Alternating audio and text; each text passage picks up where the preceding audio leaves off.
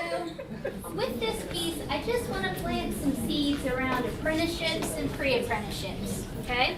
So at the end of this, if someone in your region says, do I have a pre-apprenticeship or an apprenticeship? Your answer could be yes. And you're like, but how? Because I am not offering that. Well, this is where Teach is going to help you, okay? So with that in mind, we have some information about our workforce in general. As you know, with early childhood education, we are the workforce behind the workforce. And we do this in a couple different ways. So with Teach, the thing to keep in mind about apprenticeship is that it is what we consider a Teach model. It's a type of scholarship for us, so it falls under that Teach umbrella. And so with Teach, we are in 24 states. The acronym, because we love our acronyms in early childhood, is Teacher, Education, and Compensation Helps.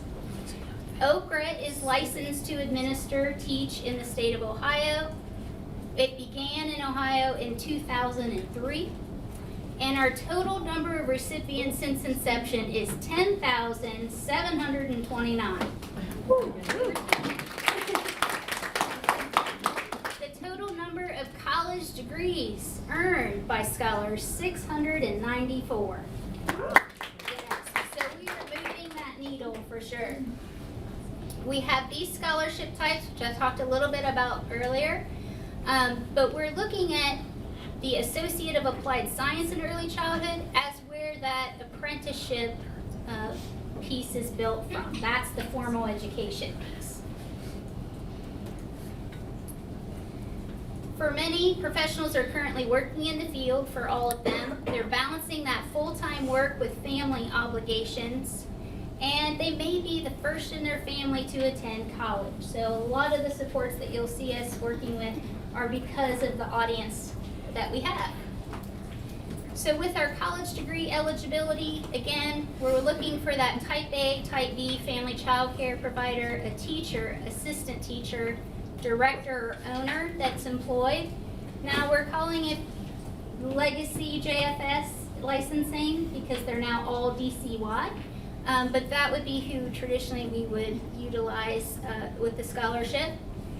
There is not currently a wage cap, but they do need to be working at least 30 hours per week with children ages birth to 5. And again, they're looking at that, they've worked for their program, their child care program for 90 days, and they agree to commit to staying at the program for a minimum of 1 year after completing the scholarship. As I mentioned this morning, they have that commitment period, so once they complete a contract, they're working on the commitment period as well as the new agreement. So that's how that's working together. And the application is available through the Ohio Professional Registry.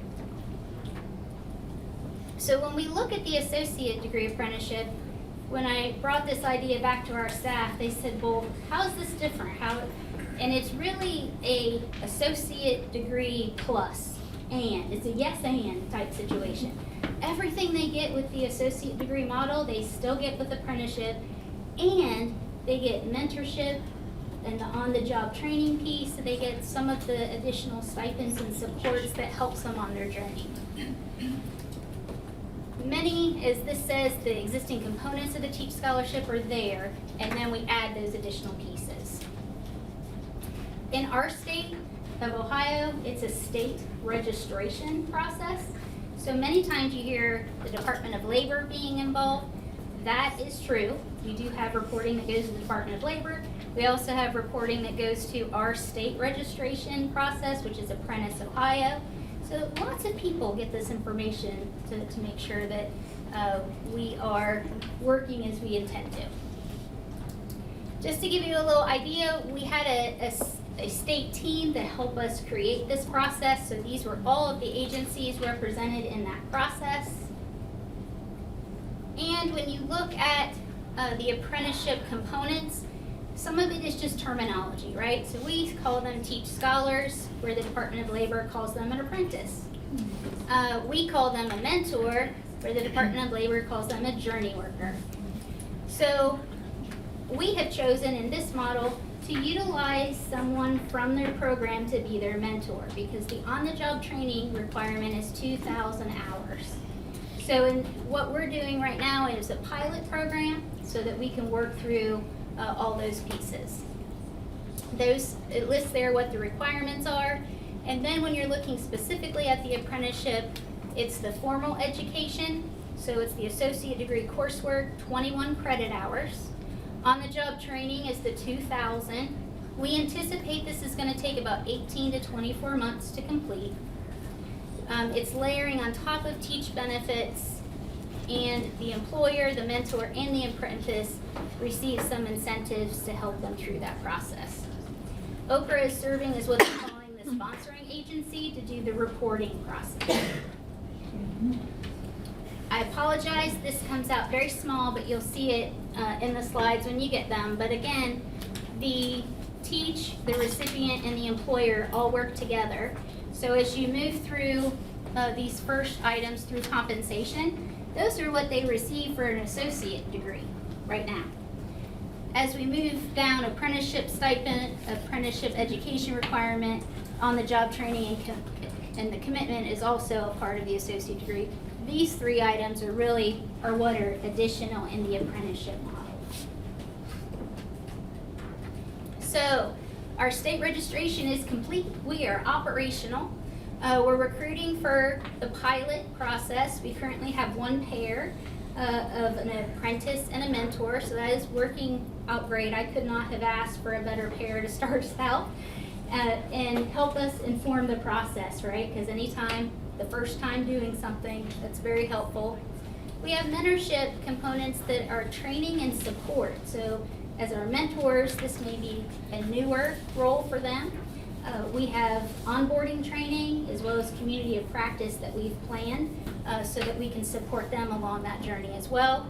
And then we are in the process of establishing a pre-apprenticeship to complete this continuum as well.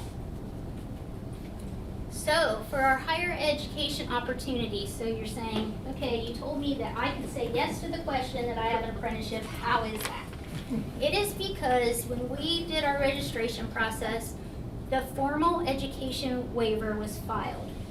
Typically, when you have formal education in an apprenticeship, it's a 1-to-1, right? I have an apprenticeship, I have one entity that's completing that training. We followed the K-12 registration process, who also filed a waiver, that multiple entities, so all of the cooperating teach schools we currently have, can be the source of the formal education. So that way, no matter where they are in the state, what program they're working with, we can partner with you to provide what's needed to get that off the ground. So with that, it's really thinking about how best we can help you kind of communicate this opportunity if that's something that you would like to do. Depending on areas of the state, apprenticeship is a hotter topic than others. And so definitely if that becomes something that we can entertain and work with you on, we're happy to do that. And same with the pre-apprenticeship as well as that moves forward. We actually have a school in Allen County that's very interested in the process. So we definitely will work through those opportunities as they arise. All right, see, we're doing great. Any questions you have for me? Yes. So if I understood your program outline correctly, do you only support your apprentices for 21 of the credit hours of the associate degree? Fantastic. And if so, is it the front, middle, or back end of the degree? That is a great question. So it is 21 hours of very specific coursework. So depending on where they're coming to us with, they may have some of those courses already completed, and we can do a credit waiver to give them credit for what they've already done. And then if they're just starting out and they're taking those first 21 credit hours, we will continue to support them with the associate degree scholarship till their degree completion. So it may be a couple different avenues to help them through that process, but they will still get all of the support needed to complete the degree. Yes? So is it up to 21 hours, or it has to be 21 hours? We have a short-term certificate that's kind of a part of our CDA to short-term certificate to AA degree. So I can follow up. It's exactly 21 hours and it's specific courses. okay, So I will definitely provide that list to you so you have it for your reference. if we could align it somehow, that would be great. For sure. Yes. Judith, beyond that, so you said the 21 credit hours are scripted, so we Yes. could offer our students beyond the 21 hours if they're apprentice students, correct? Absolutely. Like So as they a, could, yeah, and so who ultimately issues the completion of apprenticeship credentials? That, yes, that happens through us to Okay. say, we collect all of that information and the reporting to track the hours of the on-the-job training and all of that. so once that credential is issued, then we could use that credential to even leverage beyond the 21 credit hour that are Absolutely. included? Okay. Yeah. Yeah. Wonderful. Yes. Do you take a look at our syllabi and align those 21 credit hours with us Yes. as individual higher ed organizations? Yes. Okay. Absolutely. Don't be getting Yay. All right, so we are ready for lunch.